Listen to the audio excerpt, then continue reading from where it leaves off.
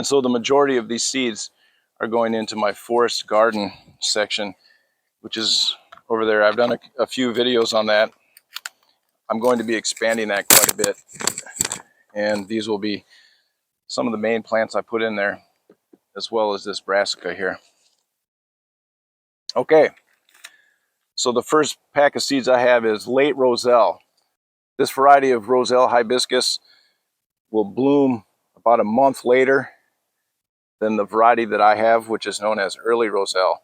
And supposedly this variety of hibiscus also will not fall over. It stays erect. We'll see how it does. Day neutral Asian winged bean. This variety of Asian winged bean should actually fruit throughout the hot Florida summer. The variety that I have right now will fruit in the spring and the fall, but in the summer it doesn't really give very much output. It grows, but it's not producing.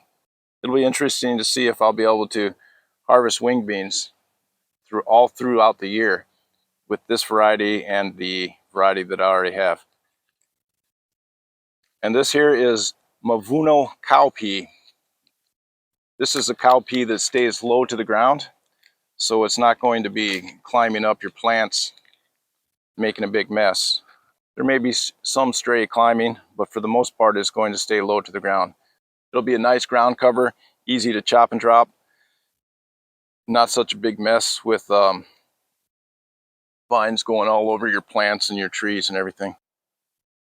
This is Iquitos sweet pepper.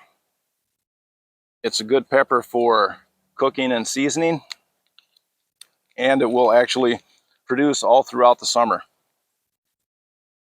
Not all peppers will produce. Not all peppers can even survive the summer, whereas this one's going to actually give you fruit throughout the hot Florida summer. This is another pepper. It's called Aji Sazonar. I actually picked up 4 different pepper varieties. I've had trouble getting peppers to grow for some reason. Even supposedly hot weather peppers. They're not always as advertised. I trust Cody Cove Farms. If they say it's going to grow in the hot Florida summer, then I believe it's going to grow in the hot Florida summer. Because, you know, that's their main goal, is to test these crops out and spread them around as much as possible. This is Cheirosa, a mildly hot pepper. And of course, Cody Cove Farms says that it's going to grow in the hot Florida summer. So I believe it's going to grow. And if you haven't checked out Cody Cove Farms, you should. I mean, especially if you're in Florida. I'll put a link down below. They're a small operation. They're growing. So they do run out of inventory every once in a while. And unfortunately for you people that don't live in Florida, they only ship to Florida at this time. They're still growing and trying to get all the paperwork done and everything so that they can ship everywhere, but they're not quite there yet. This is Cap 455 pepper. Eating this is similar to a small bell pepper. And it'll produce through the spring into the early summer and continue to grow through the summer, maybe producing a little bit throughout the hot Florida summer. Gotta have peppers, man. If you can't grow peppers, what's the point? And this one I'm very excited about. It's giant Brazilian yellow passion fruit. It's like giant passion fruit. Supposedly you can get half a cup of juice out of one of these passion fruits. The downside is that you have to hand pollinate.